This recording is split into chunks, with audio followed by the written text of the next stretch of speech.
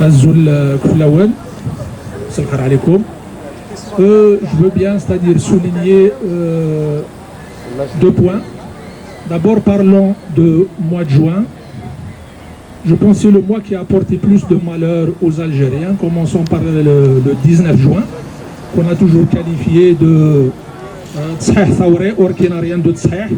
Malheureusement, c'est un coup d'État pur et simple, c'est un coup d'État militaire. C'est le mois où ils ont assassiné Mahtoub Lounès, un des symboles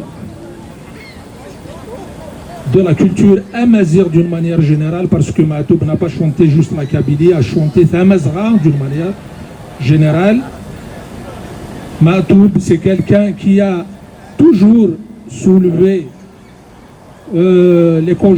défendu les causes justes, à savoir la liberté de la femme, à savoir les crimes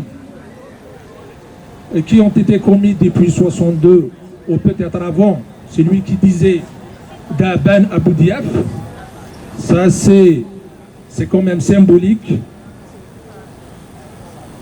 C'est celui qui a chanté sur les détenus, que ce soit de Brouaguia, que ce soit de Lambez, et qui a toujours défendu et qui a toujours demandé leur libération à travers ses chansons, pas juste comme ça dans des interviews ou quoi que ce soit. C'est que Mahtoub Lounès, quelqu'un qui le représentait un projet de société que tous les jeunes Algériens de l'époque, enfin de son époque, ont toujours. C'est comme ça que les Algériens voyaient en un seul mot l'Algérie. L'Algérie libre et indépendante. Moi je salue grande dame qui est ici, qui a rendu hommage à Lounès. Il disait que une voilée qui a rendu hommage à Lounès, moi je dirais, Lounès ne voit pas les choses de cette manière, même si vous êtes voilée, madame, mais vous êtes déterminée, vous êtes une démocrate. Sachant une chose, c'est que la traduction de tout, je dirais, ou de la plupart des documents, c'est elle qui cherchait à les traduire en langue tamazight. Bravo, madame. Alors, Lounès, c'est quelqu'un qui a toujours défendu la femme. Parce que bon, au moment où on veut faire d'un arabophone un kabylophone, ou de faire d'un berbérophone un arabophone, c'est là qu'on se trompe vraiment de débat. Qu'on se trompe pourquoi? Laissons les choses. Lounès, s'il n'était pas musulman, ou il était à moitié musulman, ça engage que lui, mais rien n'empêche, rien ne peut diminuer de sa détermination et de son combat par rapport aux causes justes, et surtout par rapport à l'identité du peuple algérien. Alors, c'est ces gens-là qui sont pour une Algérie plurielle qu'on souhaite tous aujourd'hui, parce que bon, les choses, on doit les voir d'une autre manière. C'est pas un problème de nord-sud, est-ouest, mais c'est plus un projet de société. Ceux qui sont pour la démocratie, ceux qui sont pour un pluralisme politique, ceux qui sont pour la diversité, ceux qui sont pour la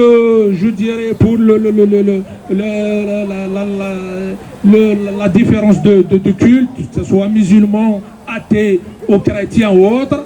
Moi je dirais, voilà le projet de société, si on veut vraiment construire une Algérie moderne, une Algérie de demain. Autre chose, je rends hommage, parce que Ayoub, il a été assassiné 20 ans après l'assassinat de Massinissa. La preuve que ce pouvoir, il est encore dans sa logique d'assassiner la jeunesse. Moi je lance mon appel à tous les jeunes, parce que bon, finalement le pouvoir a toujours peur des jeunes.